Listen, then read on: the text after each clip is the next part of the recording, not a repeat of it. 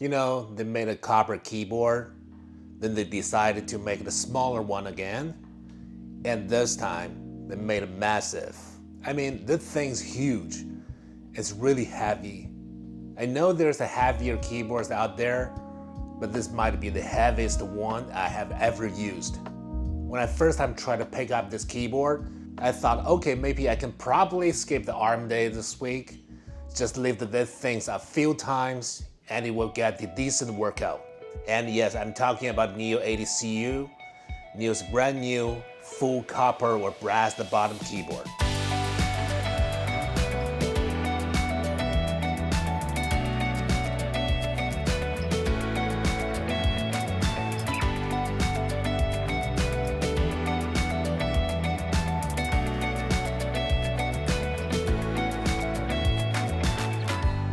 These days, the copper keyboards are everywhere.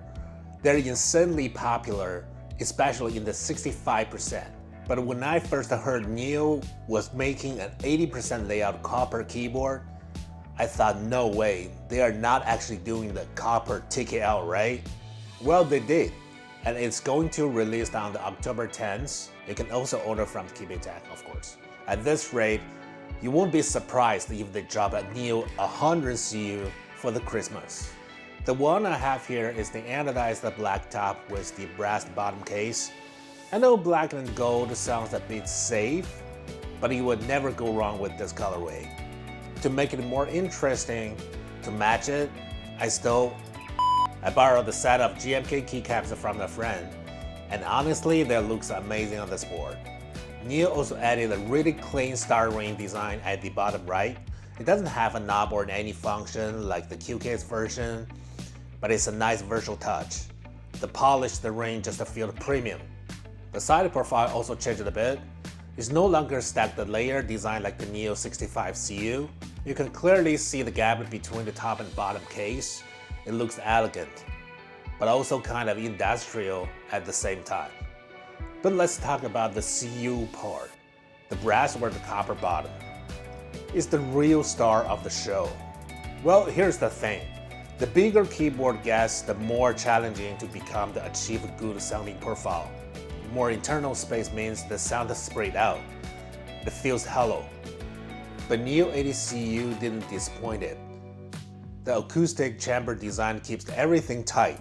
It doesn't sound empty. I tried both with and without the case full, and actually I preferred with the bottom full.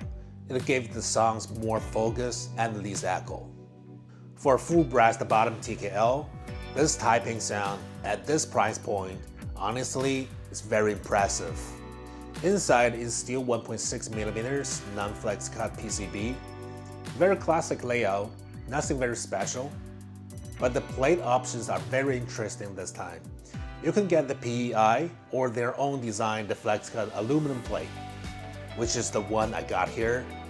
It makes the sounds a bit louder and slightly softer for the typing on. Neo also gives you more mounting options this time. Not only the silicone gasket, but you will have the pour-on gasket this time. It's very classic and simple. Alright, enough talking. Let's hear how it sounds.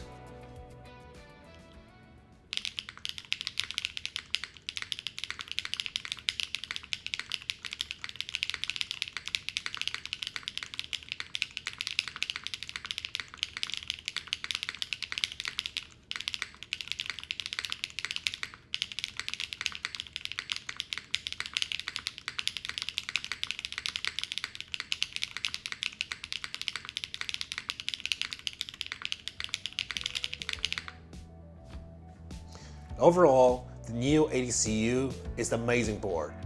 Solid build, premium feel, and definitely one of the brass or the copper lovers. And also with the weight, no one wants to steal your keyboard in your office, or maybe you can just buy two for typing and one for lifting. In the end, I have the question. Seriously, do we really need something this heavy? Let me know what you think in the comments below. And thanks for watching. I will see you in the next keyboard video.